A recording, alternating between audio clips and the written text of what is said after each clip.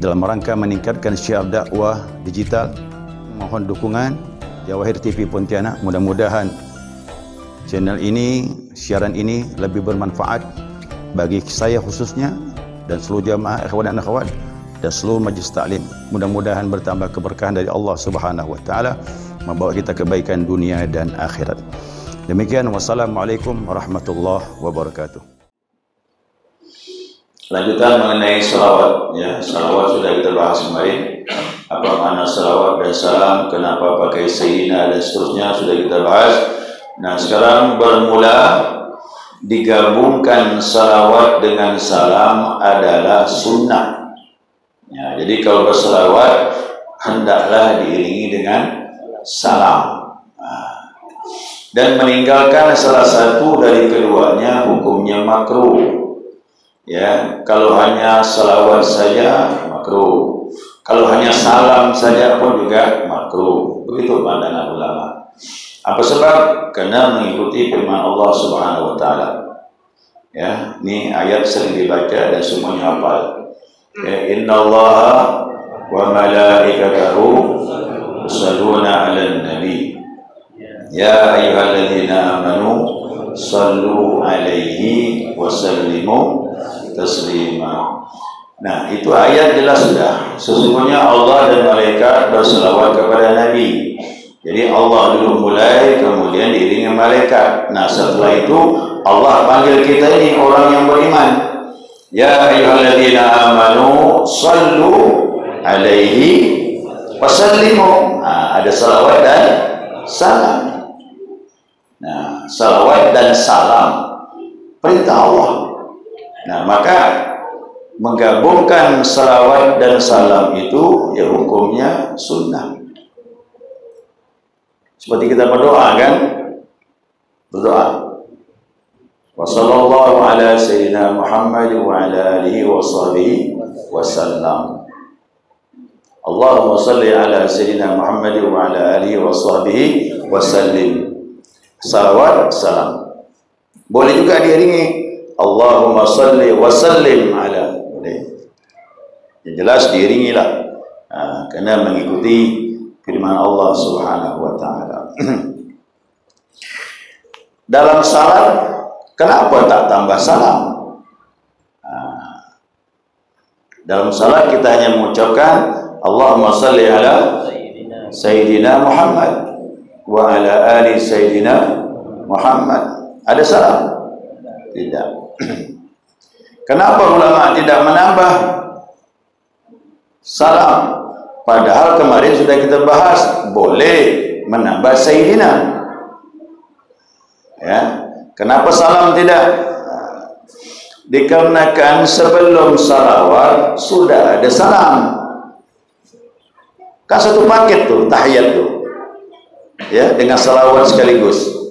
At-tahiyatul mubarakatus salawatul thayyibatulillah.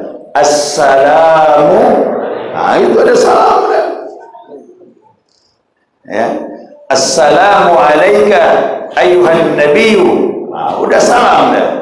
Jadi tak perlu lagi ditambah salam. Tapi kok di luar salat, salawat Ibrahim boleh tambah salam. Boleh.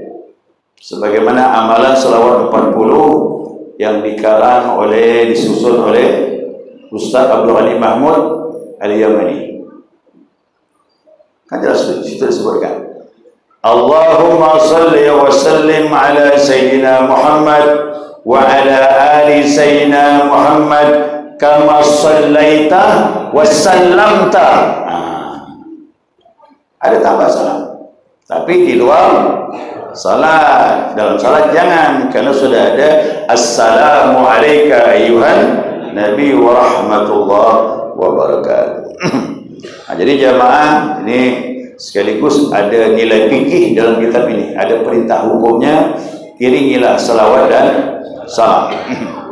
Ya. Nah, kemudian wa ala alihi wa ashabihi. Salawat dan salam juga kepada keluarganya dan sahabatnya. Wa tabi'ina lahum fis salihat, dan para pengikut kepada mereka yang beramal saleh ila yaumiddin, sampai hari kemudian. Fajazahumullah thawaban jazila. Ya, kemudian Allah membalas mereka dengan pahala yang banyak. Jazila bisa melimpah banyak dan sebagainya. Kepada siapa? Mereka yang mengikuti, ya, para keluarga Nabi dan juga sahabat Nabi sallallahu alaihi wasallam. Ya. Nah, sekarang timbul pertanyaan, wa ala alihi, kepada keluarganya. Siapa keluarga Nabi? Ini jamaah akan mengucapkan salawat ini dalam salat.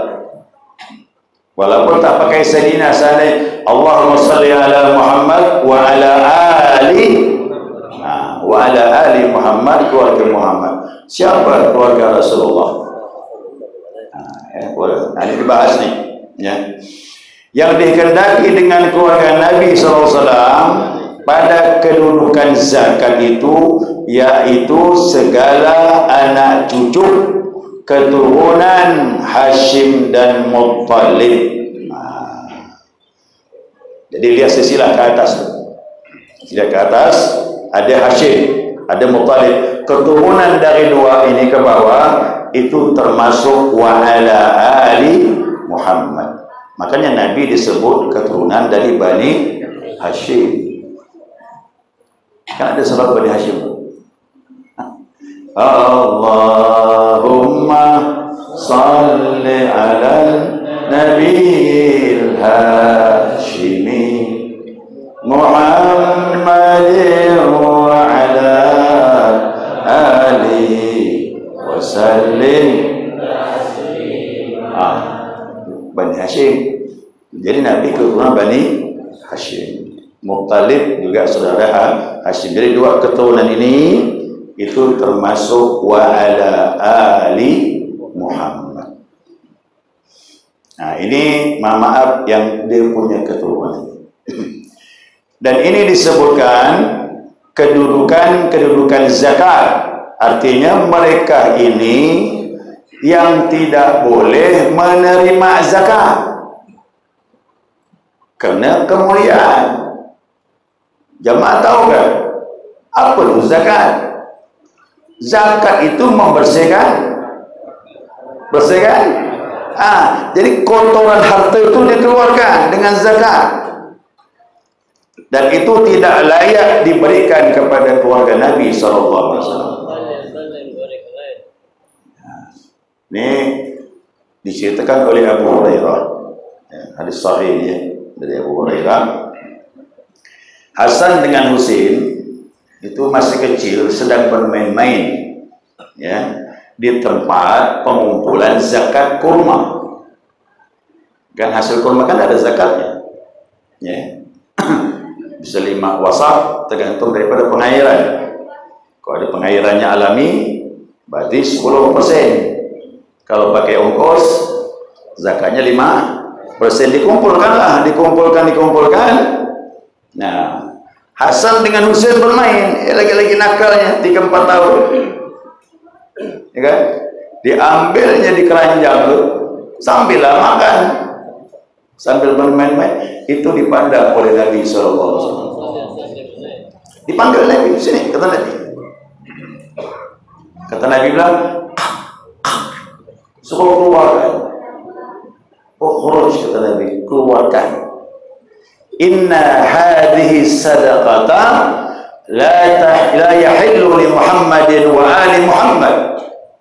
Keluarkan, kata Nabi, ini sedekah zakat wajib ini tidak halal untuk Muhammad dan keluarga Muhammad sallallahu alaihi wasallam. Semenjak itulah hadis ini jelas sudah. Ya, jadi untuk keluarga Nabi tak boleh terima zakat. Adapun sedekah sunnah khilaf. Tapi yang terbaik kasih sebagai hadiah. Kena menghormati keturunan Rasulullah sallallahu alaihi wasallam.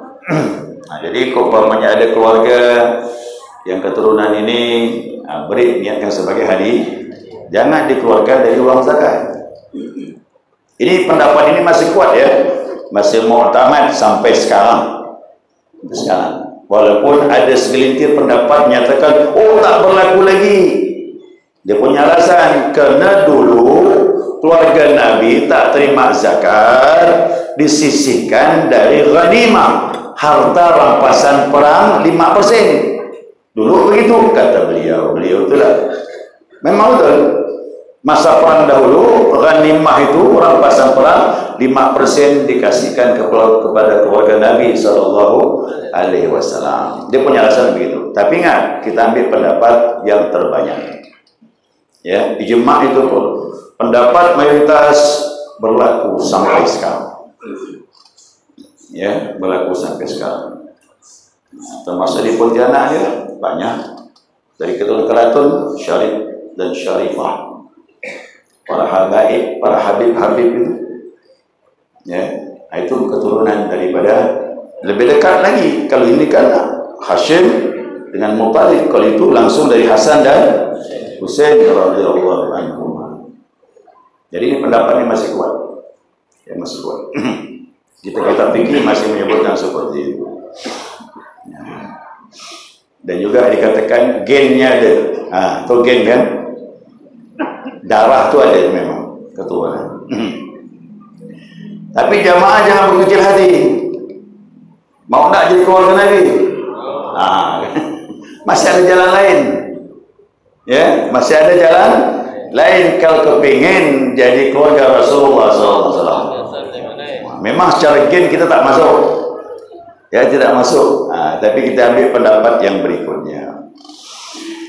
Dan pada kedudukan doa, yaitu semua umat Nabi Muhammad SAW yang bertakwa.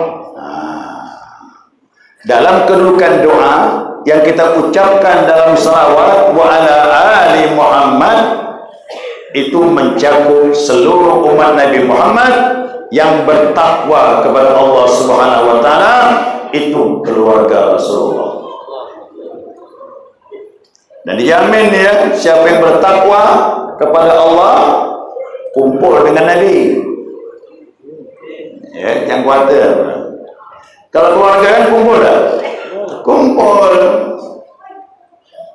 Nah, kalau bertakwa insya-Allah kumpul. Kalau tak bertakwa tak dijamin. Nah, itu syaratnya. Mudah-mudahan semuanya ini jadi orang bertakwa. Amin. Kita bisa berkumpul dengan Rasulullah sallallahu alaihi wasallam insyaallah. Dan ini diambil oleh Imam Nawawi pendapat ini ya. Kata Imam Nawawi, kullu al Muhammadin kullu taqiyyin. Keluarga Nabi Muhammad segala orang yang bertakwa masuk. Ya, masuk dia. Nah, sekarang pindah berikutnya wa ashabihi. Nah, demikian juga salawat dan salam kepada para sahabat. Nah, siapa sahabat? Biar kita paham nih. Jadi nanti bersalawat enak, paham kita. Ya, wa ala ali wa ashabihi.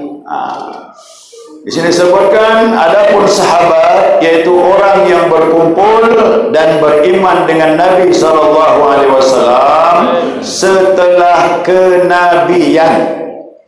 Begitu Nabi diutus, yang berkumpul dengan Nabi, ya, meninggal pun dalam keadaan beriman dengan Nabi, berjumpa dengan Nabi, hidup bersama Nabi walaupun sebentar, itulah sahabat. Ada orang yang semasa dengan Nabi tapi tak bertemu, tak bisa dikatakan sahabat. Contohnya siapa? Uwais Al-Qarni. Uwais Al-Qarni itu semasa dengan Nabi. Kerinduannya kuat kepingin ketemu dengan Rasulullah di Madinah. Sedangkan dia orang Qaran di Yaman. Tapi dia tidak bisa berangkat disebabkan ada ibunya yang harus dirawat setiap hari. Keinginannya kuat. Sampai Nabi meninggal tak bertemu dengan Rasulullah SAW. Tapi Masya Allah, ini orang asing di bumi, tapi terkenal di langit. Kata Nabi, kalau dia minta dikabulkan. Nabi pernah pesan kepada Umar dengan Ali, kalau kau ketemu Uwais orang Qaran, ya, kata Nabi bilang, badannya tidak besar, kecil saja, ada belang di pundaknya, dia orang Qaran, minta istighfar darinya, kata Rasulullah. Saya berpikir, apa kurangnya Umar? Apa kurangnya Ali?